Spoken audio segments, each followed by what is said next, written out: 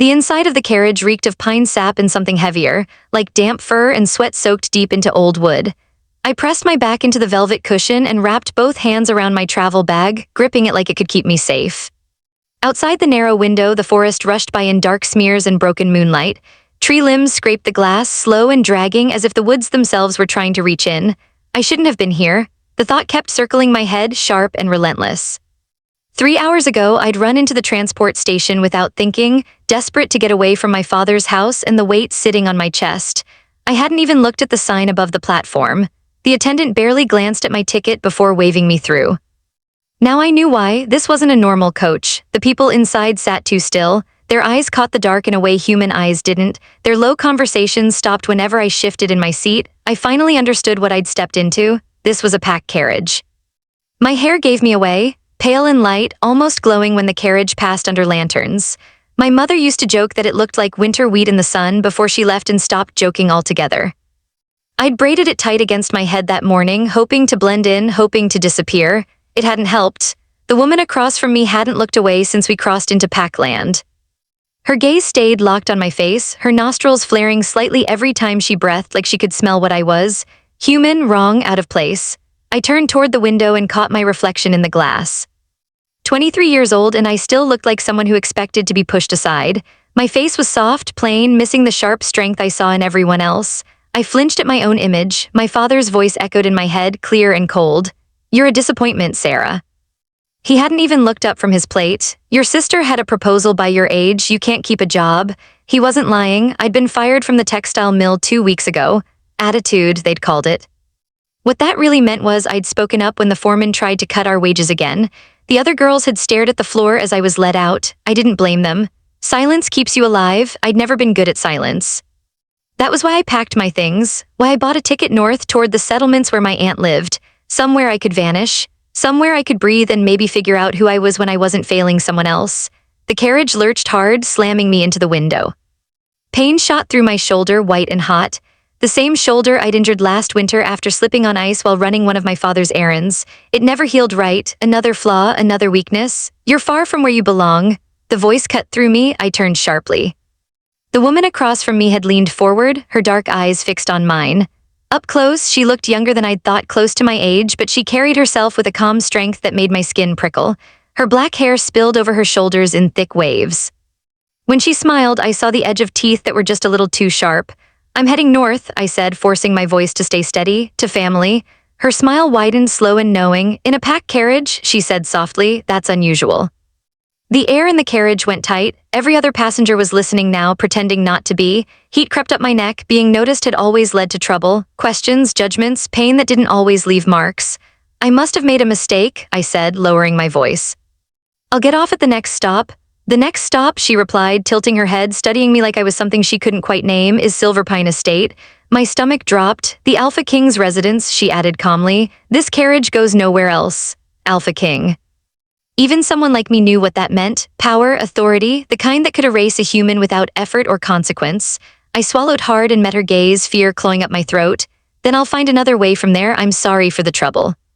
For a moment, something unreadable flickered across her face. "Will you?" she asked quietly, and the way she said it made my pulse race for reasons I didn't yet understand.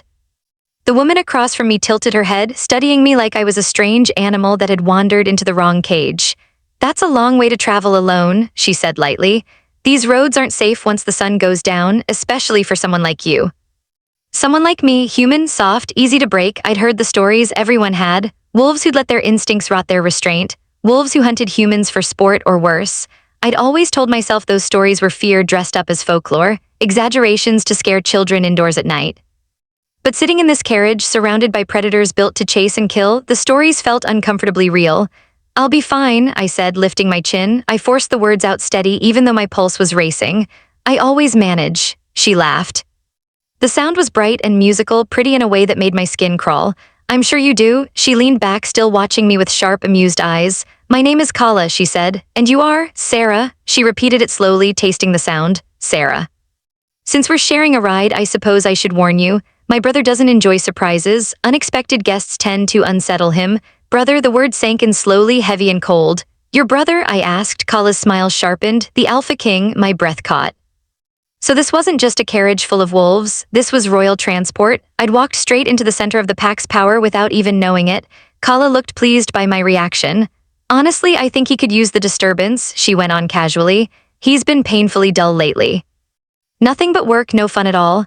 I should have been panicking, planning how to escape, preparing excuses, bracing myself for punishment. Instead, curiosity crept in where fear should have ruled. I'm sure he has important duties, I said carefully. Oh, endlessly important, she replied, waving a hand. Border issues, pack politics, councils arguing over nonsense that could be solved with one good snarl. Do you know what he doesn't have? I didn't answer, I didn't need to. A mate. The word settled between us, thick and weighted. I knew the basics, wolves bonded for life, deeper than any human promise, but the details were never meant for someone like me. He'll find someone, I said quickly. Someone appropriate. Kala laughed, sharp and humorless. That's the problem, everyone is appropriate. They throw themselves at him for power, for status. He barely notices, he barely feels anything anymore. She leaned closer, lowering her voice. I think he needs someone unexpected, someone who doesn't want anything from him, someone who reminds him what it feels like to be alive. Her gaze locked onto mine, my skin prickled. That's not me, I said firmly. I'm just a girl who got on the wrong carriage.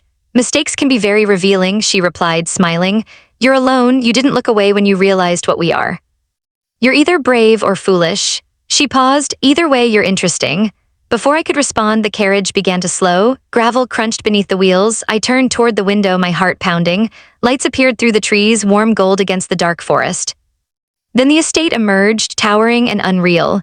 Stone walls rose from the earth like something grown, not built. Tall windows glowed beneath arched frames. The Silver Pine estate looked ancient, powerful, and alive. Somewhere inside it waited an alpha king who hated surprises. The carriage stopped. Other passengers stood, moving with calm confidence, gathering their things like this was home. I stayed seated, fingers locked around my bag, knuckles burning white. Come along, Sarah, Kala said cheerfully, standing. Let's meet my brother. I have a feeling this is going to be very entertaining. The doors opened. The grand hall swallowed me whole. The ceiling stretched so high it vanished into shadow. Tapestries lined the walls, wolves frozen in motion beneath full moons. Crystal chandeliers scattered firelight across smooth stone floors. Every breath of the place hummed with old power, the kind that didn't need to threaten because it already owned everything. I stood there, small and human and completely out of place, knowing one thing with absolute certainty. I had stepped into a world that did not forgive weakness. And I was standing directly in its path. Kala swept through the grand entrance like the place answered to her name because it did. Servants moved in and out without a word, hands quick and practiced as they took coats and bags, never once meeting my eyes. I stopped just inside the doorway, fingers tight around my scuffed leather bag, suddenly aware of every wrong detail about me. My travel dress was washed and repaired more times than I could count, the color dulled by years on the road. Standing beside Kala's smooth confidence, I felt like a small, lost bird that had flown straight into a nest of predators. Stop looking like you're about to bolt, Kala said without turning back. She didn't slow down. You're going to unsettle everyone. I'm not scared, I said quickly, hurrying to keep up. The lie tasted thin. I'm just aware I shouldn't be here. I stepped onto the wrong property and the smart thing would be to apologize and leave. Her laughter bounced off the stone walls, sharp and amused. Relax. You're already here. Besides, it's almost midnight. No transport runs until morning and I'm not sending you into the forest alone in the dark. She glanced over her shoulder, eyes flashing. My brother might be boring, but he'd skin me alive if anything happened to a guest. Guest. The word didn't fit. I felt more like a mistake, an inconvenience that hadn't been noticed soon enough to fix. But before I could argue, Kala shoved open a pair of heavy doors and marched inside. The room beyond was quieter, darker. Firelight flickered in a wide stone hearth, throwing shadows across towering shelves packed with thick aging books. Lamps glowed low and warm, and the air smelled of smoke, leather, and old paper. Beneath it all was another scent, deep, raw, and unfamiliar, something wild that raised goosebumps along my arms. A man sat behind a massive desk littered with maps and loose pages. He didn't look up when we entered. One hand dragged slowly through dark hair, as if sleep and grooming were equally unimportant to him. Even seated, he looked powerful, broad shoulders, solid build, the kind of strength earned, not displayed. His clothes were simple, sleeves rolled up, nothing fancy. Somehow it made him seem more dangerous. Kala, he said at last. His voice was low, rough, worn thin by exhaustion. I thought you weren't due back until next week. Plans change. She dropped into a chair like she owned the room too, and I brought you something. That made him look up. His eyes locked onto mine and my breath caught hard enough to hurt. Amber, rich and burning, like liquid gold held too close to flame. Darker rings circled them, catching the firelight, making them seem alive. His gaze stripped me bare, seeing past my calm face straight into the fear I'd been holding together by force. "This," Calla said brightly, "is Sarah." She accidentally climbed into our carriage instead of the public coach. I decided throwing her into the wilderness felt impolite. Silence pressed down on the room, thick, heavy. The Alpha King, because there was no other explanation, rose slowly from behind the desk. He was taller than I expected, taller than anyone had a right to be. Every step he took was measured, careful, like a hunter deciding if the chase was worth it. "You boarded the wrong carriage," he said. "Yes." My voice shook less than my hands. "I'm sorry." "I'll leave at first light. Will you?" His head tilted slightly, eyes never leaving my face. "And where were you headed that you mistook a packed carriage for public transport?" Heat crawled up my neck. "The northern settlements." I wasn't paying attention. "I was running," he finished quietly. For just a moment something softened in his expression, recognition, understanding, then it vanished, locked away behind control. "Leaving," I corrected, barely above a whisper. "That's not the same thing, isn't it?" Before I could answer, Calla pushed herself to her feet and stretched, a smug smile on her face. "Well, this has been entertaining, but I'm exhausted." And just like that, the air shifted, leaving me standing in a room full of power, danger, and a man whose eyes still hadn't let me go. "Sarah, you'll stay in the East Wing tonight," Calla said briskly.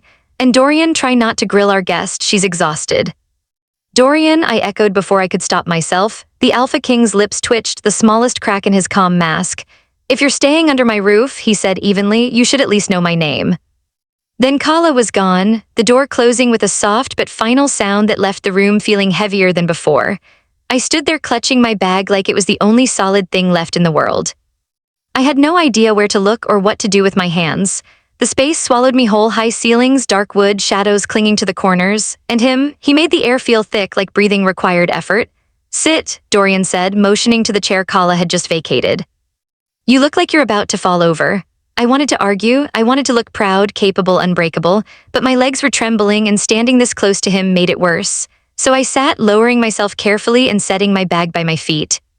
I couldn't stop the thought that I must look painfully small, lost in this massive room, in this powerful house, across from a man who could destroy me without lifting his voice. He moved back toward his desk but didn't sit.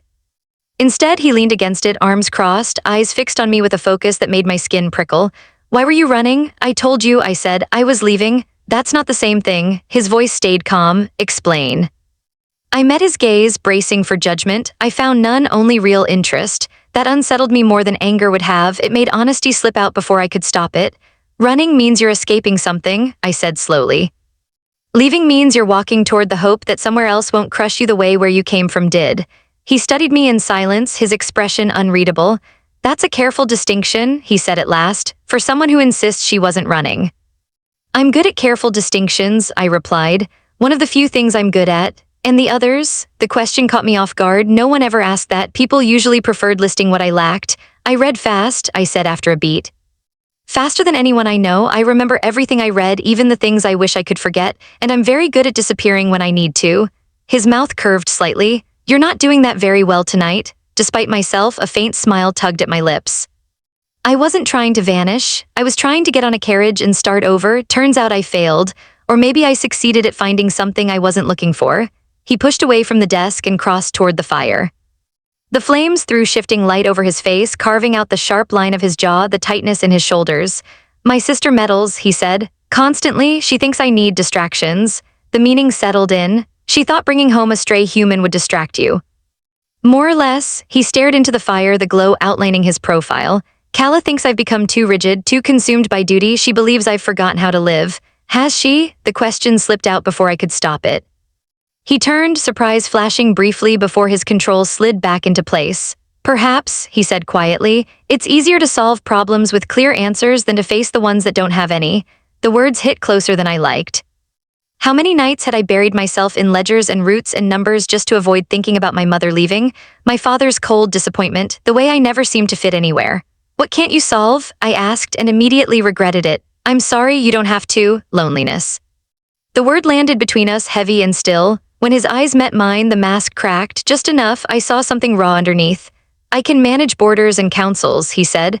"I can command armies and keep the peace. But I can't fix being surrounded by people who want things from me and still feeling alone."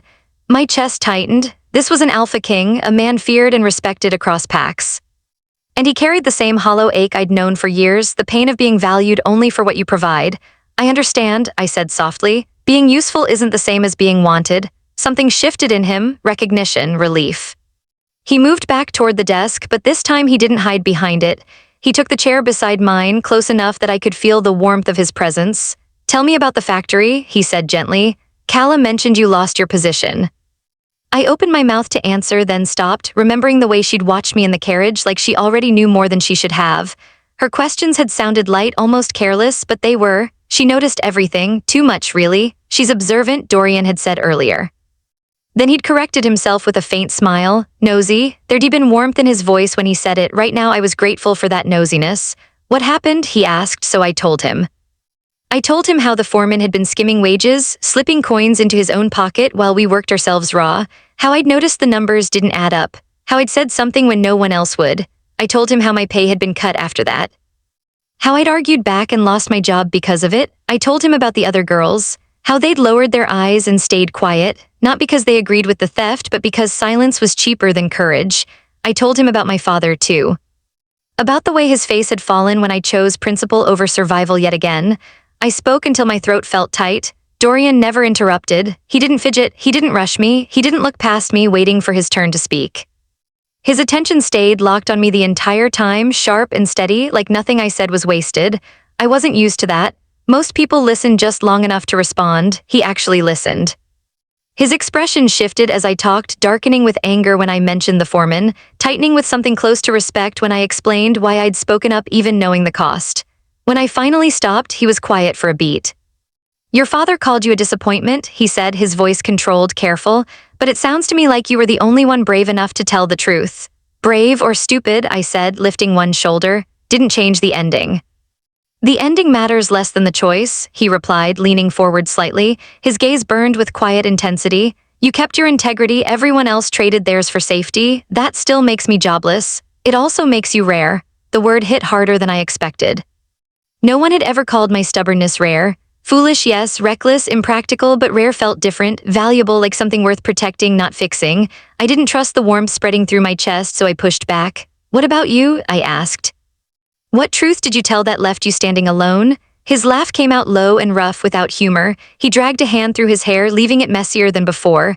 That I never wanted any of this, he said. The crown, the role, the weight. His voice dulled on the last word. My father died 3 years ago. I stepped in, led our people, kept everything running. By every measure, I did it well. His jaw tightened, but no one ever asked if it was what I wanted. What did you want? I asked. The question clearly caught him off guard. He stared at his hands for a long moment as if the answer had been buried there. I wanted to leave, he said quietly. To see what existed beyond borders and pack lines, I wanted to write. He let out a breath. I used to before all this, poems, stories, anything that let me create instead of preserve. He looked up at me then, and for the first time the armor cracked. Something open and uncertain shone in his amber eyes. Stupid, right? He said, an alpha king who'd rather write verses than argue over treaties. Not stupid, I said immediately. He blinked. Rare. The smile that crossed his face was small but real. It softened him, changed him. For a heartbeat, he wasn't a ruler weighing every word. He was just a man who'd finally been understood. I should let you rest, he said, though he made no move to step away. You've had a long journey. Tomorrow you'll need to arrange travel to the settlements. Yes, I said, standing and lifting my bag. I hadn't realized how much I didn't want to leave until that moment. Not the rooms, not the quiet, not him. Thank you, I added, for not throwing me out. He stood too tall and imposing, but somehow gentle now. Thank you for telling the truth, even when it's uncomfortable. A servant appeared silently at the doorway. I hadn't heard her approach at all. As I followed her into the hall, I paused and looked back. Dorian was still there, firelight washing over him, his guard lowered just enough to show the exhaustion beneath. He looked younger than I'd thought, and so tired. Good night, Dorian, I said. Good night, Sarah. The door closed, but the weight of his gaze stayed with me all the way to the east wing. The room waiting for me was far too elegant, silk curtains, polished wood, a bed that looked like it belonged to someone important. I collapsed into it anyway. The mattress swallowed me whole, softer than anything I'd ever known. My thoughts wouldn't slow, amber eyes, honest words. Two lonely people finding each other in the dark without meaning to. Morning came with pale light spilling through uncovered windows. I woke tangled in sheets that smelled of lavender and something sharper. Pine maybe, the forest itself. For a dazed second I thought I was home. That yesterday had been nothing but a strange dream. Then I sat up. The room was massive, 3 times the size of the one I'd grown up in. dark wooden furniture carved with careful detail, fabrics in deep greens and muted golds. A wardrobe stood against the wall, its doors slightly open. Inside were clothes that definitely weren't mine, and just like that, reality settled back into place. Someone had left a tray on the nightstand. A cup of tea sat beside thick slices of bread, still warm, thin curls of steam rising into the cool morning air. The smell alone made my stomach tighten. I pushed myself upright slowly, my body stiff from the unfamiliar bed. My shoulder throbbed where I'd slept wrong and my head felt heavy, crowded with too many thoughts and too little sleep.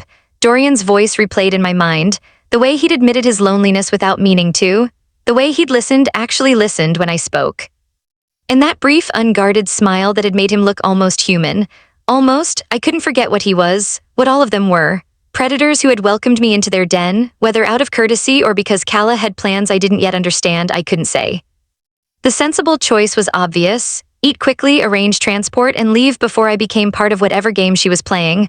But I'd never been good at sensible choices. I washed at the basin, the cold water waking me fully, then braided my hair out of habit. When I opened the wardrobe, I froze. Inside were dresses, clothes that actually fit me. I chose the simplest one, soft gray wool with fine stitching at the collar and sleeves. It was modest compared to Kala's elegance, but finer than anything I owned. I told myself I wore it only because my traveling dress needed cleaning, not because some small, foolish part of me didn't want to look like a beggar among wolves. The halls were quieter than I expected as I made my way downstairs. The air felt watchful, as if the stone itself remembered footsteps. Servants passed me, nodding politely but saying nothing. Their faces were smooth, unreadable. I wondered what they thought of the human girl who had wandered into their world by mistake. I followed the smell of food and found the dining room by accident, or maybe not. The layout of the place seemed designed to confuse outsiders. The room was smaller than the Great Hall but still beautiful, with tall windows overlooking gardens just beginning to wake from winter. Pale green buds clung to bare branches, promising spring. A long table filled the space. At one end sat Kala, already deep into breakfast, eating with the easy confidence of someone who had never feared an empty plate. "Sarah," she called brightly, waving me over. "Come sit. You look better after proper rest. Did you sleep well?" "Very well, thank you." I took the seat beside her, my eyes catching on the spread before I could stop myself. Fresh fruit, pastries dusted with sugar, eggs cooked more ways than I knew existed. Cuts of meat I couldn't name. It was more food than my father's house would see in days. "I appreciate your hospitality," I said carefully, "but I should arrange transportation soon. I don't want to impose."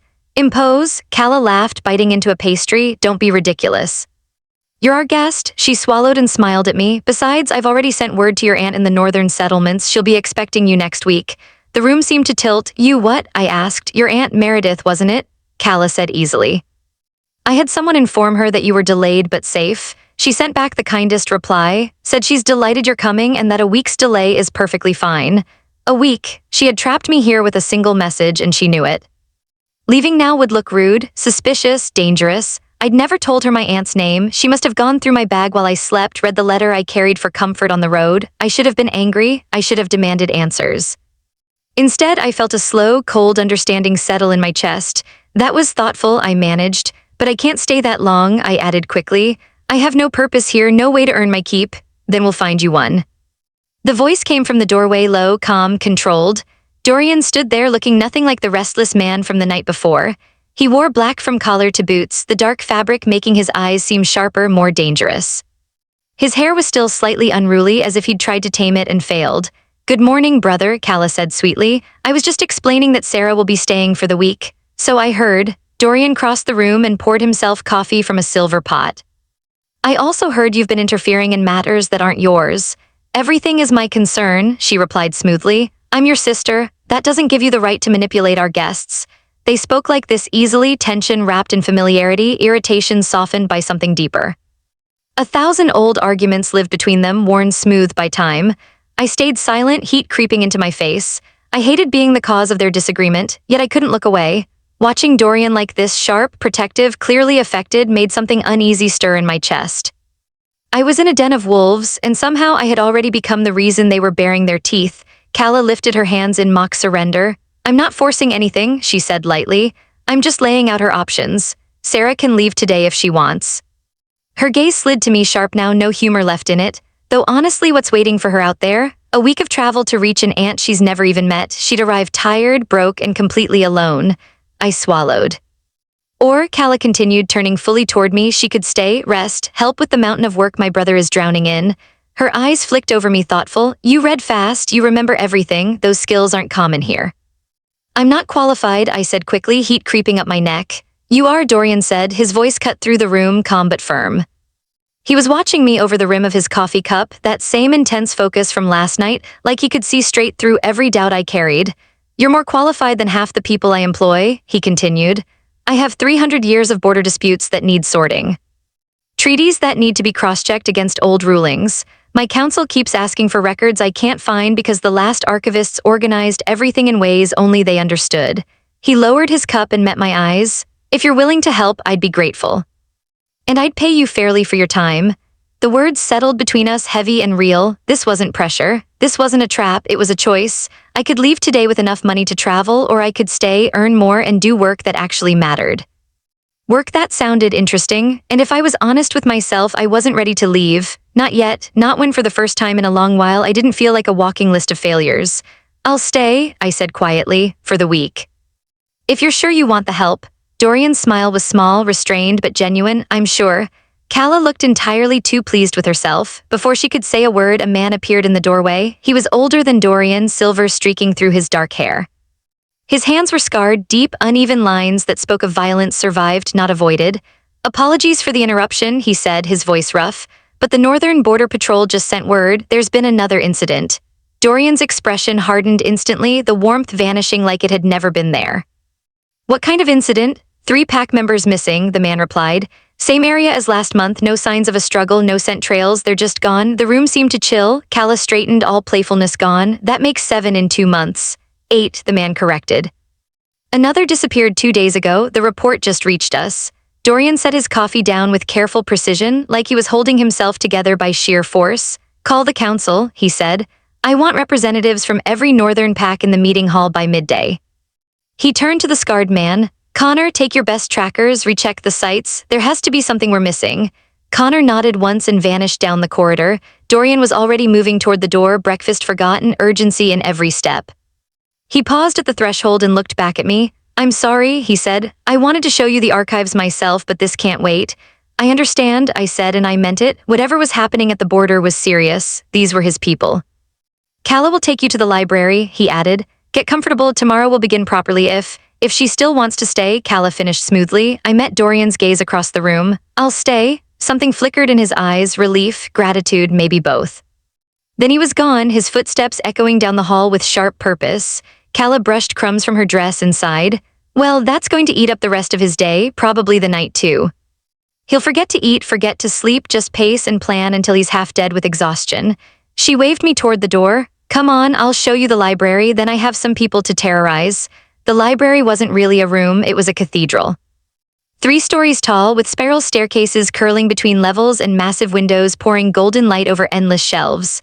Books were everywhere, packed tightly, stacked on tables, piled in corners, waiting for someone to care enough to put them in order. The smell of old paper and leather wrapped around me, warm and familiar, like an embrace I hadn't realized I'd missed. It's a disaster, Calla said cheerfully. Father collected obsessively and organized nothing. Dorian's tried to fix it, but ruling a pack tends to get in the way. She gestured at the chaos, so have fun. And then she left me alone among centuries of knowledge. I should have felt overwhelmed. Instead, I felt something close to joy. I'd always loved libraries, the quiet, the promise. The feeling that maybe, just maybe, this was a place I could belong. Knowledge had always felt alive to me, like it waited quietly until someone cared enough to reach for it.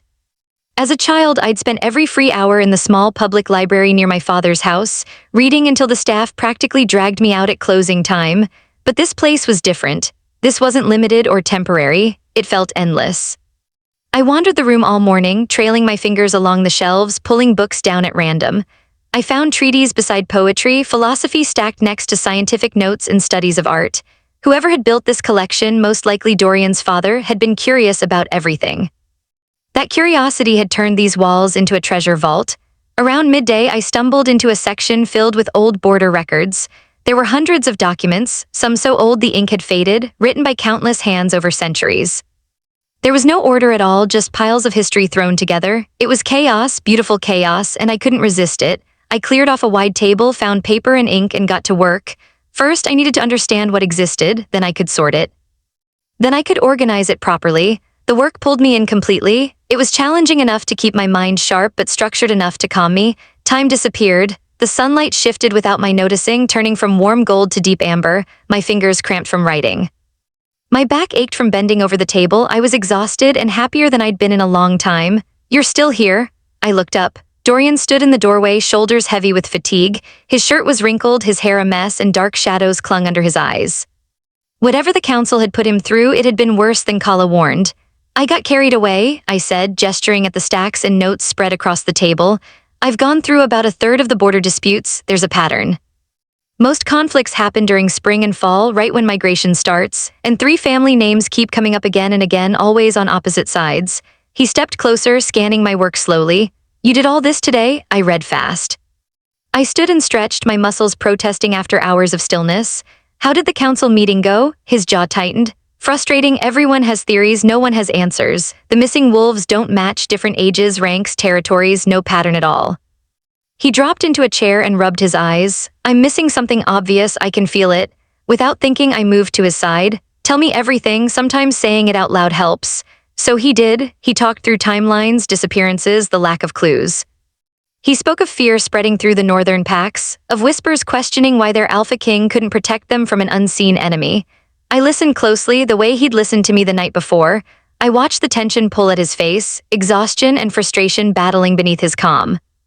Then a thought formed. "What if it's not about who's being taken?" I said slowly. "What if it's about where they're taken from?" He looked up sharply. "Explain." "You said there's no pattern in the victims, but is there a pattern in the locations?" He went quiet thinking, then his eyes narrowed. "They're all near the northeastern border, within about 50 miles. "What's there?" I asked. "Anything valuable? Old forest," he said. "Some of the oldest land we have protected, no hunting, no settlements, just wilderness." He froze mid-sentence, eyes widening. "It's sacred, older than the pack system itself." "Then maybe the land is the target," I said. "Not the people, they're just obstacles." Dorian stood so fast his chair scraped the floor. Energy snapped back into him like a spark catching flame. "That explains everything. No pattern in victims because they don't matter." He pulled a map from the shelf and spread it across my neatly sorted documents, giving me a quick apologetic look. "If someone is trying to claim that territory, they're starting a war," I finished quietly. "A quiet one," he said, tracing the border with his finger. "Strategic, remove resistance without drawing attention." His lips curved grimly. "It's clever. By the time we see it clearly, they'll already control the land." "What will you do?" I asked.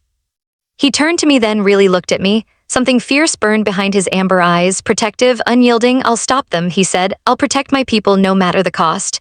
The certainty in his voice sent a shiver through me, not fear, something deeper, recognition. The kind of strength that stands between danger and those it loves, even when it has to stand alone. I lowered my voice, even though no one else was in the room.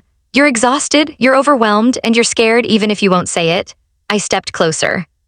"But you're not alone. You have your council, your sister, your people. Let them carry this with you." He folded the map slowly, forcing his hands to steady.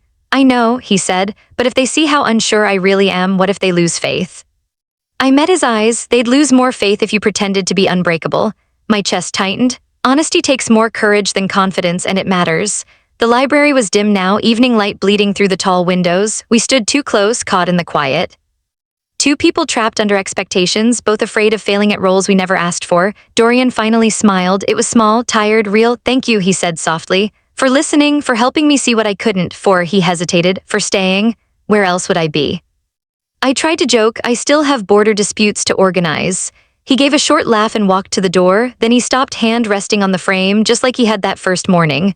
"Sarah," he said, not turning around. "I'm glad you boarded the wrong carriage." Before I could answer, he was gone. I stood alone among shelves filled with centuries of other people's lives, wondering when my own had started slipping into a story I hadn't planned and wasn't sure I could walk away from. Pasted the next 3 days, settled into a rhythm I hadn't expected to feel safe. Each morning, I returned to the library. I worked through stacks of old records, treaties, and maps, my focus narrowing until the rest of the world faded. I built systems where chaos had lived. Cross-referenced names, tracked patterns, created order where none had existed. For once, the things people used to call strange about me were useful, needed. In the afternoons, everything shifted. Sometimes Kala would burst in and pull me outside, dragging me through the gardens while she spoke bluntly about pack power and loyalty. She understood authority the way predators understand territory without apology. Other days, Connor would arrive with careful questions about past borders, treating me like any other advisor. And then sometimes Dorian would appear, officially to check my progress, unofficially because the library gave him somewhere to breathe. Those moments were the most dangerous. We talked easily about the documents, about old alliances that always seemed to rot into betrayal, about how borders were rarely about land but about pride, fear, and resources. He listened, really listened, and shared his own thoughts about the growing tension near the northeastern edge of the territory, and then the conversations drifted. Books, places we wanted to see. What it felt like to be surrounded by people who expected strength when you still felt unfinished. Every word pulled me closer to something I couldn't afford, because in 4 days I was leaving, back to my plan, back to my aunt's house. Back to a life that didn't include ancient libraries, amber eyes, or the unsettling comfort of being truly seen, so I told myself not to think about it. On the 4th morning, I walked into the library and froze. Dorian was already there, pacing in front of the windows. His control was gone, dark shadows bruised his eyes, his shoulders were rigid like he'd been holding himself together by force alone. "What happened?" I asked, setting the tea down. He stopped, his hands clenched around the back of a chair. "Another disappearance," he said hoarsely. "Last night." Connor's daughter, the room tilted, Ivy, 17, bright, curious, brave in the careless way youth allows. She'd been in the archives just days ago, teasing ancient treaty language and making Dorian laugh. "Oh gods," I whispered. "Connor's organizing a search," Dorian said. "But we both know they won't find anything, not unless we understand what's really happening." I moved to the table, my pulse pounding, fear sharpening my thoughts. "You said the disappearances are clustered. Have you mapped them precisely?" He nodded and unrolled the map again. Red marks stained the parchment, each one a missing life. I leaned in, scanning the pattern. Human eyes, not predator instincts, looking for something others might have missed. And deep down, I knew this wasn't random. It never was. At first, the marks on the map looked like nonsense. Small dots scattered across nearly 50 meters of the northeastern lands, with no clear order or reason. Anyone else would have stopped there. I didn't. Something tugged at the back of my mind. A quiet wrongness. "Do you have a terrain map?" I asked. "One that shows height, rivers, springs, anything natural." Dorian crossed the room without a word and came back with a heavier map, edges worn, paper thick. I spread it beside the first and leaned over both, lining the dots up with the land beneath them. That's when it hit me. My breath caught. "They're not random," I said softly. "Look." I pointed to the first mark, then the next. Every single one sat near water, streams cutting through rock, narrow rivers hidden by trees, old springs barely marked. When I traced them together, they formed a shape, a circle. Dorian stepped closer, so close I could feel his warmth against my back. His presence pressed into my space, steady and intense. "A perimeter," he murmured. "Around what?" I dragged my finger along the invisible line. "This area, about 20 square miles, old forest, no towns, no roads. No modern build at all," I swallowed. "You told me this land was sacred, the center of the original territory where the first packs gathered." His breathing changed, sharp, controlled. "There are ruins there," he said quietly. "Stone structures older than our records. No one has ever dated them properly. The elders forbid exploration. They say some places exist for a reason and should stay untouched." I lifted my eyes to his. Our faces were inches apart now. "What if someone is touching it?" The silence stretched. "What if they're taking people?" I said, "Not killing them right away, using them as leverage or offerings or fuel." Dorian's jaw tightened. "Some ancient magic works that way, power drawn from blood, from lives taken or given." The room seemed colder after that. The truth settled over us like ice. Someone was stealing pack members and feeding their lives into something buried deep in protected land, and they'd been careful, slow enough that no one saw the pattern until it was almost complete. "You have to tell the council," I said. "I need proof," he replied, stepping back, pacing now. "An accusation like this could tear the pack apart. Fear spreads fast, division faster. I can't risk that without evidence." "Then find it," I said. The words slipped out before I could stop them. "Let me help." He froze and turned toward me. His expression was unreadable. "Sarah," he said low, "this is dangerous." "These are your people," I shot back. "And one of them was kind, smart, alive. She deserves to be found." I stood my ground. "I know I'm human. I know I don't have claws or speed or strength. But I see patterns. I read what others skip. I connect things people miss." My voice steadied. "Let me help." For a long moment he only watched me. "Stubborn," he said. "Yes." "And reckless." "Also yes." Something almost like a smile crossed his face and vanished just as fast. "The oldest records are sealed beneath this library," he said. "Sacred sites, early rituals, forgotten laws. No one has opened them in decades. The pages are fragile. The language is old." He paused, studying me. "But you can read it." "Show me," I said. The vault lay hidden behind a shelf of religious volumes. Dorian unlocked it with a key he kept close, and we descended into stone-cold darkness. The air smelled ancient dust, rock, secrets held too long. He lit the lamps one by one. Glass cases lined the walls, protecting manuscripts so old they looked like they might crumble if touched. The air felt heavy, as if the knowledge itself resisted being disturbed. My father sealed most of this, Dorian said quietly. He believed some truths were too dangerous to be common knowledge, but he also believed they should never be destroyed. He stopped at one case. These are the records of the first gathering. I stepped closer, pressing my hand to the glass. The writing inside was careful and deliberate, ink faded to brown but still strong. The symbols were older than modern dialects, but familiar enough that meaning surfaced slowly, piece by piece.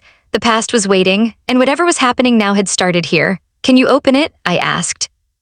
Dorian didn't answer right away. His hand hovered over the lock like he could already feel the weight of what waited inside. Once we do, he said slowly, there's no undoing it. Whatever we find, we'll have to act. Connor's daughter is missing. That alone means we've already crossed the line.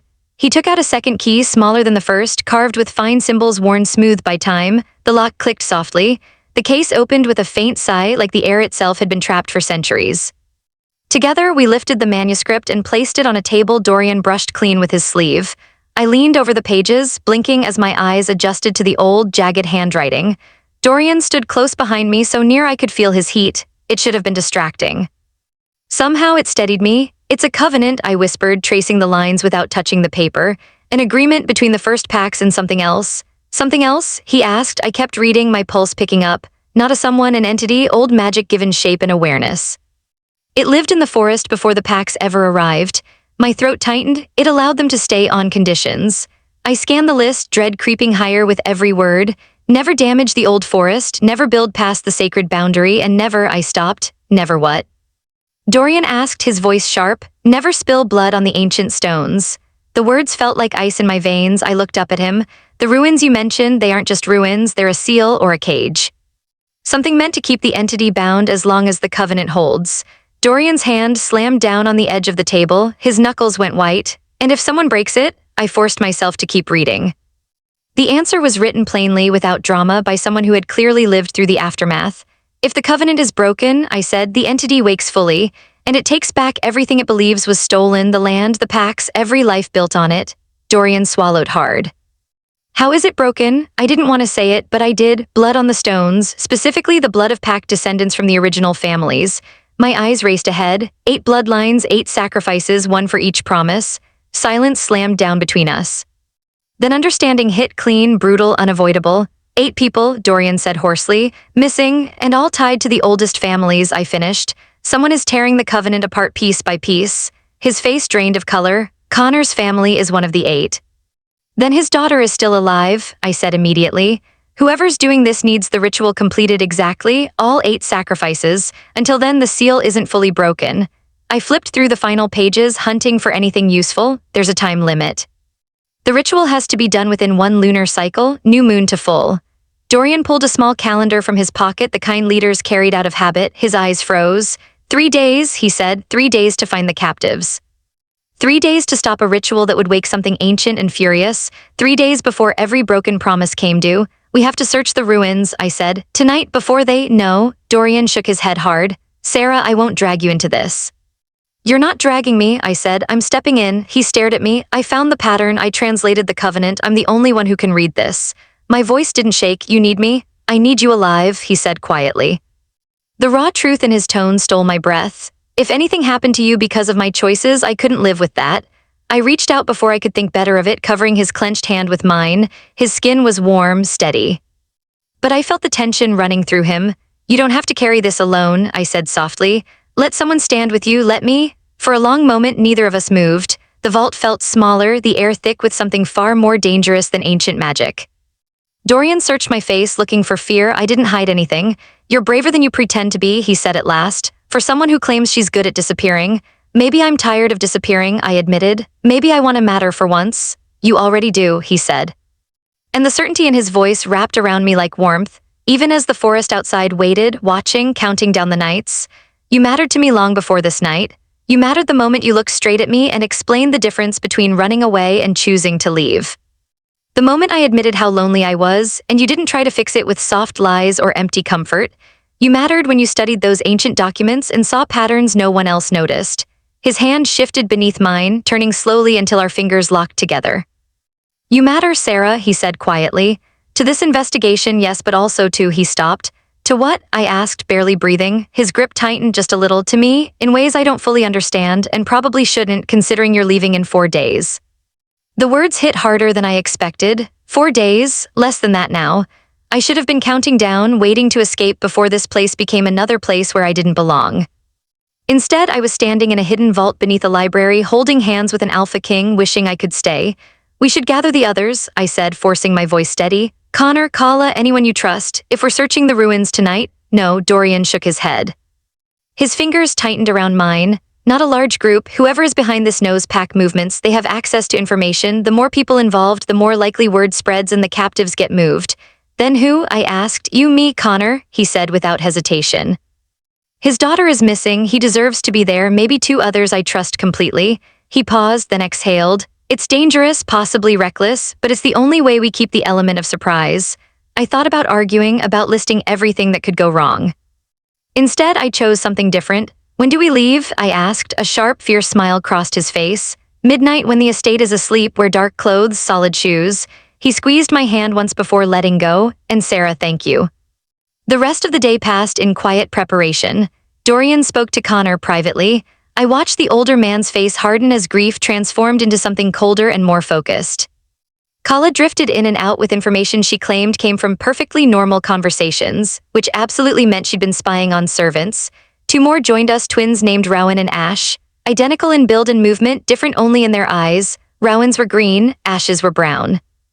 Both watched everything like predators, measuring distance and intent. I returned to the vault, copying key passages from the ancient manuscript by hand. My fingers cramped, my wrist burned. I didn't stop. Somewhere in those words was the answer, a way to save Ivy, to stop what was coming. To prove, if only to myself, that I wasn't someone who ran when things became hard. As midnight crept closer, I dressed in the darkest clothes I could find, borrowed trousers, a fitted tunic, heavy boots meant for uneven ground. I braided my hair tight, knowing my pale skin would still give me away in the dark. Dorian waited in the library. The dark clothes made him look sharper, more dangerous, less like a ruler and more like what he truly was. Connor stood beside him, silent and rigid, violence coiled beneath his control. The twins flanked them, alert and curious, eyes tracking every move I made. "Everyone understands the plan?" Dorian asked quietly. We nodded. We would approach the ruins from different paths, regrouping at the central structure where the covenant had been sealed. If we found the captives, we freed them. If we found the one responsible, we stopped them. And if we found the entity itself, we would improvise. "Stay close to me," Dorian murmured as we prepared to leave. "The forest can confuse humans at night." "I'll manage," I said, braver than I felt. His hand found mine in the darkness, warm and steady. "I know you will."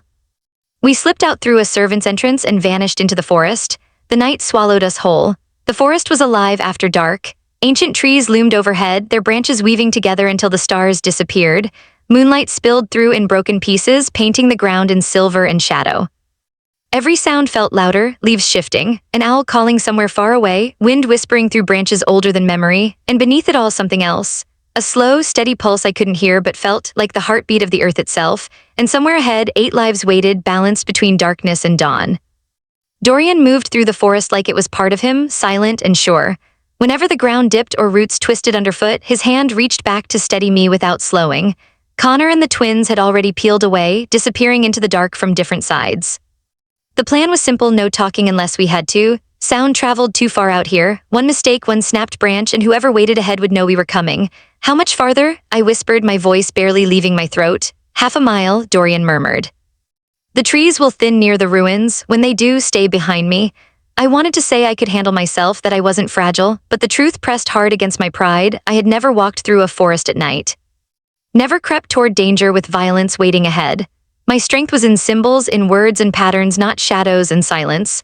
So I swallowed the argument, nodded, and focused on placing my feet carefully, breathing slow while fear tightened in my chest like a fist. Just as he said, the forest began to open. The thick wall of trees broke apart, and stone rose from the ground ahead, collapsed walls swallowed by moss, broken pillars stretching upward like the bones of something ancient and dead. At the center stood a circular platform, far more intact than the rest, surrounded by tall standing stones carved with symbols I knew too well. The seal, the place where the covenant was created and where it could be destroyed. Dorian dropped suddenly, pulling me down behind a fallen log. His body went rigid beside mine. He lifted a hand and pointed. At first I saw nothing. Then movement, shapes shifting near the platform, 8 maybe 9 figures moving with calm purpose, and tied to the standing stones were the missing pack members. My breath caught when I spotted Ivy. Her head sagged forward, dark blood soaking the front of her shirt. 7 stones were occupied, 7 sacrifices already done, 1 stone still stood empty. We're almost too late, I whispered. Not yet, Dorian said, though his jaw was tight, his fingers locked around mine. Connor will move on my signal, the twins will block the exits. We free them and stop whoever's leading this before the 8th sacrifice. I swallowed. Who is leading it? The answer stepped into the moonlight. A lone figure emerged from behind the platform, moving with confidence, graceful even here. My stomach dropped. I knew that walk, I knew that presence. No, Dorian breathed, his entire body stiffened. It can't be. But it was. Calla stood fully in the open moonlight, catching her smile. She wore ritual robes instead of her usual polished clothes, dark fabric marked with the same symbols carved into the stones. In her hand was a ceremonial knife, its blade flashing silver as she lifted it slightly. My sister, Dorian whispered. The word broke apart in his throat. My own sister, the pain in his voice cut deeper than fear ever could. I squeezed his hand as memories slammed into place, too many things suddenly making sense. Calla's perfectly timed arrival, her push for me to stay. The way information always seemed to land exactly where I could find it. She hadn't been helping us uncover the truth, she had been guiding us to it. She wanted us here, I said softly. The manuscript, the patterns, tonight, all of it. Dorian stared at her hollow-eyed. Why would she do this? I thought of everything Calla had said about him, how duty had drained him, how he lived like a diplomat instead of a warrior, how people threw themselves at him and he barely noticed, how he needed to feel something again. She thinks she's saving you, I said, the realization bitter. Breaking the covenant, releasing the entity, it would force you to fight, to become the alpha she thinks you're supposed to be. Dorian's voice came out rough. So she'd burn everything our family built just to make me interesting again. Before I could answer, Calla's voice carried across the clearing, calm and sharp. I know you're there, brother. You're clever human, and whoever else you brought, you may as well come out. The ritual is nearly finished. There's nothing you can do to stop it now. Dorian rose slowly, still holding my hand. Stay here, he said. No, I stood with him. We faced this together. He looked at me then, truly looked, his amber eyes catching the moonlight. Betrayal. Grief, rage, resolve, all of it burned there. He nodded once. We stepped into the clearing. Across from us, Connor emerged from the shadows, the twins flanking him on either side. Every one of them stared at Calla, shock frozen on some faces, barely restrained fury on others. And the night held its breath. She smiled at the gathered wolves as if this were a celebration instead of a killing ground.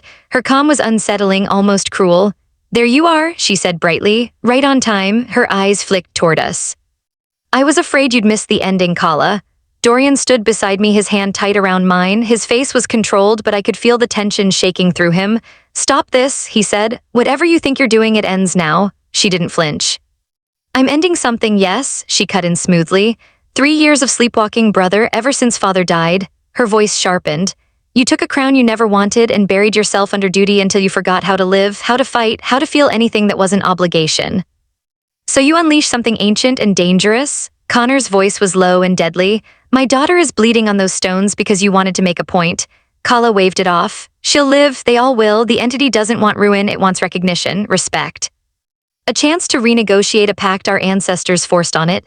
She turned back to Dorian, eyes bright with conviction. This is your moment, a new covenant, your rules, not father's shadow. You could finally matter. I matter to the people I protect, Dorian said quietly. His voice didn't rise, but it carried weight. That's enough. It's not, she said, softer now. I see how empty you are, how lonely. You move because you must, never because you want. I'm trying to give you a chance to be whole again. I stepped forward even as Dorian's grip tightened, trying to hold me back. My chest burned as I found my voice. By hurting innocent people, by forcing him to choose between stopping you and saving them, Calla's attention snapped to me, sharp and calculating. Ah, the human. A slow smile curved her lips. So you understood the old texts. Clever. She tilted her head. Tell me, Sarah, since you arrived, have you seen my brother truly smile? Not the polite mask he wears for councils and power games. I thought of quiet nights in the library, of soft laughter over forgotten poems, of his eyes lighting up when he spoke about places he once dreamed of seeing, of the loneliness he trusted me with. Yes, I said softly, I have. Something shifted in her expression, surprise, maybe doubt. Because of you, she asked. Because someone listened, I said steadily. Because someone saw him, not the crown. I met her gaze without backing down. Breaking the covenant won't heal him. It just proves that the people who claim to love him are willing to destroy everything to control him. Her confidence cracked. I'm helping him, she whispered. You're shaping him into what you want, Dorian said, his voice rough. That was never your right. He stepped forward. I know I've changed. I know I buried parts of myself, but that doesn't give you permission to burn our world to force me back into a version you prefer. The ritual is nearly done, Kala said, but her certainty was unraveling. One more sacrifice, then the entity wakes. You can bargain with it on your terms. I don't need to prove myself, Dorian replied. I need to protect my people, that's what matters, not spectacle, not blood, showing up every day even when it's lonely. He gestured toward the bound captives. Let them go, please. Before this becomes unforgivable. Silence stretched thick and suffocating, then Kala's fingers tightened around the ceremonial blade. I saw the choice harden in her eyes, not to stop, but to finish. To force the breaking point she believed would save him, she turned toward the final stone. Toward the empty space, cold terror hit me as understanding snapped into place. Sarah, Dorian breathed horror in his voice. Kala looked back at us, her smile sad and resolute. She isn't Pack, she said quietly. The Covenant doesn't protect her. Her gaze locked on Dorian. And her blood given for you would complete the ritual perfectly. A human life offered for a human goal, twisted but fitting. Connor and the twins rushed forward, but Kala moved faster than thought. 1 second she was across the clearing, the next she was right in front of me, her body a blur, the blade already lifting. I barely had time to feel fear before someone stepped between us. Dorian. He caught Kala's wrist mid-swing, his grip crushing, stopping the knife inches from my skin. She gasped in shock. No, he said, his voice calm but heavy, carrying the command of an alpha king. I won't let you hurt her, I won't let you finish this ritual. His grip didn't loosen. And if you truly loved me, you never would have asked me to choose between stopping you and protecting someone who matters. He stopped speaking and looked at me over his sister's shoulder. The clearing froze, the wind died. Even the forest seemed to hold its breath. Kala stared at him like she was seeing her brother for the first time. You care about her? Yes, Dorian said without hesitation. More than duty, more than the Covenant. Her face tightened. So you'd abandon everything. I care about both, he said quietly. But I won't destroy one to save the other. That isn't strength, Kala. That's fear pretending to be faith. Something inside her shattered. The knife slipped from her fingers and hit the stone with a sharp clang. Her shoulders sagged. I didn't mean to hurt anyone, she whispered. I thought I was helping. I thought if you felt something again, you'd remember who you were. I'm not who I used to be, Dorian said, releasing her wrist, his touch gentle now.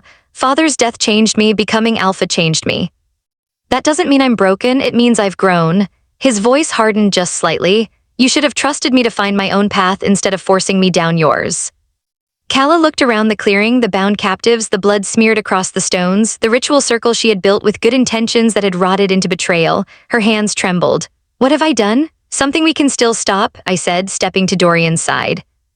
The bond between us steadied me. The ritual isn't complete, 7 sacrifices aren't enough, the Covenant isn't fully broken yet. Connor was already freeing his daughter. The twins worked fast, cutting ropes, helping the captives to their feet. Blood darkened the ground beneath us, but the seal still held barely. The entity, Kala said softly. I can feel it now, stirring, aware but not awake. If we stop halfway, it might rise anyway. Angry, I thought of the manuscript, the original Covenant, the words carved with care, not violence. Or, I said slowly, we talk to it. Rowan let out a harsh laugh while holding one of the freed captives upright. You're insane, you don't talk to something that ancient. Why not? I looked at Dorian. The original Covenant wasn't a conquest, it was a negotiation. The pack asked to share the land. The entity agreed. Maybe it wasn't a monster, maybe it was just old, powerful, tired of being treated like a threat instead of a neighbor. Understanding flickered in Dorian's eyes. You want to apologize, he said. I want to acknowledge that it was disturbed without consent, I replied. Show respect. Ask to continue the original agreement. Ash crossed his arms. Worst case, it kills us all. Or, I said, it finally hears someone speaking to it with dignity. I turned toward the standing stones, their symbols carved deep and dark. I can read the old language, I said. I can speak the Covenant. I'll help, Kala said quietly. With the pronunciation, her voice shook, but she didn't look away. This is my mess. So there, beneath the cold moonlight, surrounded by ancient stones soaked with blood, I spoke to something older than memory. Kala corrected my words when I faltered. Dorian stood beside me, his hand tight in mine, grounding me, lending me courage I didn't know I had. I acknowledged the disturbance. I apologized for the lies and the blood spilled without consent. I explained that the pack's leaders had not known of this attempt to break the Covenant and that they wished to honor what had been promised long ago. Then I went off script. We see you, I said in the old language, the words flowing easier now. Not as something to be feared or trapped, but as the first guardian of this land. We ask to share this territory as we once did, to respect the boundaries, to keep the promises. Not because we fear you, but because we value what was built together. For a long moment, nothing happened. Then the air shifted thick, heavy, aware. The symbols on the stones began to glow, faint at first, then brighter, bathing the clearing in soft, ancient light. And I felt it watching us. Vast, patient, curious, alive. The voice didn't speak out loud. It slid straight into my thoughts, into all of ours, felt rather than heard. It noticed us, accepted us. Then slowly the glow around the stones dimmed, pulling back like water retreating from shore. The air grew still. The dark stains soaking the altar dried, cracked, and peeled away until bare stone showed through again. The people who had been laid out bleeding and unconscious began to move. Confusion crossed their faces as they stirred, fingers twitching, breaths hitching, cuts closed. Blood vanished. Whatever had been taken from them was being returned as the presence let go. Ievevi gasped and opened her eyes. "Dad?" Her voice broke. Connor was on her instantly, dropping to his knees and crushing her against his chest. His shoulders shook as he held her, relief pouring out of him in rough, silent breaths. Nearby, the twins helped the others to their feet, checking arms and necks where wounds should have been but weren't. No scars, no pain. Calla stayed where she was, on her knees. Her eyes never left the stones, awe and fear twisted together on her face. "It listened," she whispered. "To a human girl you just asked." "Sometimes that's all it takes," I said. My legs finally gave a warning tremble, the aftermath crashing into me all at once. Respect instead of force, words instead of blood, the world tilted. Dorian caught me before I could fall, his arm firm around my waist, solid and grounding, warm, real. "You were unbelievable," he said softly so only I could hear. "Brave, brilliant, and absolutely terrifying." I let out a shaky breath. I was scared the entire time. "I know," his grip tightened just a little, "that's why it mattered." We stayed like that for a moment, holding each other while the tremors worked their way out of our bodies. Around us, the pack regrouped, helping the freed captives gather themselves and prepare for the long walk home. Calla was still kneeling when Connor stepped up behind her. The look he gave promised consequences, hard ones, but not today. Today wasn't about punishment. Today, we'd stopped a disaster. 8 lives were saved. And somehow, we'd proven that even something ancient and powerful could be reached with basic dignity. The walk back through the forest felt heavier than the journey in. Exhaustion pressed in with every step. By the time the trees thinned, dawn was spilling across the sky, streaking it pink and gold. The estate came into view, strong and unbroken, a quiet reminder of what we'd protected. The days that followed blurred together. Calla faced the council. She confessed everything. Her sentence was exile to the Eastern Territories for a year, long enough, Dorian hoped, for the lesson to sink in. The captives healed completely, reunited with families who clung to them like they might vanish again. New rituals were added to the covenant, ensuring the entity was acknowledged, not exploited, going forward. And through all of it, I stayed, not as a visitor, not as an accident. Dorian offered me a formal role as royal archivist, a real salary, rooms in the estate that felt unreal in their comfort, but more than that, he offered me something steadier, a place to belong. A future that wasn't about running anymore. 3 months later, I stood in the library surrounded by order, shelves aligned, records cataloged, systems I'd built actually working. Proof that the strange way my mind worked wasn't just for survival, it mattered. Connor had become a friend, patiently teaching me pack traditions with dry humor. The twins treated me like one of their own, dragging me into their constant commentary on council nonsense. And Dorian had become the anchor I hadn't known I was missing. He appeared in the doorway as I finished for the day, hair a mess from dragging his hands through it during what I guessed had been another exhausting meeting. But he was smiling, openly. A smile he apparently hadn't worn in years before me. "How was it?" I asked, setting aside the final document. "Necessary, political, endless." He crossed the room and pulled me into his arms like it was the most natural thing in the world. But all I could think about was coming back here, to you. I raised a brow. "Not my beautifully organized archives. They help," he said, kissing my forehead. "But you're the reason." I leaned into him, breathing in pine and something unmistakably his. "I still can't believe I boarded the wrong carriage." "Best mistake of your life, best decision," I corrected. "I'm choosing to believe I knew exactly what I was doing." He laughed, warm, real, unguarded. "Rewriting history already? Someone has to record it properly," I said. "Might as well be me." We stood there as the sun dipped low, gold light pouring through the tall windows. In 4 days, there would be a ceremony, official recognition, formal acceptance into the pack. But what mattered most was simpler than that. Dorian's hand would be in mine when we faced the council together. And for the first time in a long time, I knew exactly where I belonged. We were 2 people who collided by accident and stayed together by choice. What bound us wasn't perfection or fate carved in stone, it was honesty, stubborn and unyielding. I had come to this place running from disappointment, sure I didn't belong anywhere. Everywhere else I had felt like a mistake that didn't fit the pattern, but here I was seen.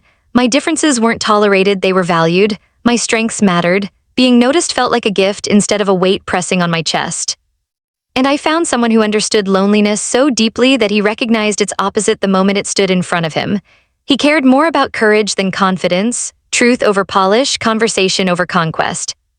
When Dorian said, "I love you," his voice was quiet, almost careful, like the words were still learning how to exist between us. My heart raced anyway. He called me his clever, brave, impossible human, the one who spoke to an ancient entity as if it were just another neighbor and somehow made peace feel natural. "I love you too," I whispered back, my poet king. The one who had forgotten how to dream until someone reminded him he was allowed to.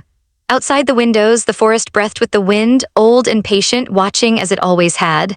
Somewhere deep within it, the ancient entity slept calmly, respected rather than feared. And inside that library, surrounded by stories that weren't ours, we began writing our own. It didn't feel like an ending. It felt like the first page of something that had been waiting a long time to be told. Life kept moving.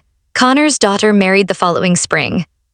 The twins eventually stopped teasing me about being the human who saved everyone simply by being polite. Kala returned from exile carrying real regret, and what began as cautious distance slowly turned into friendship.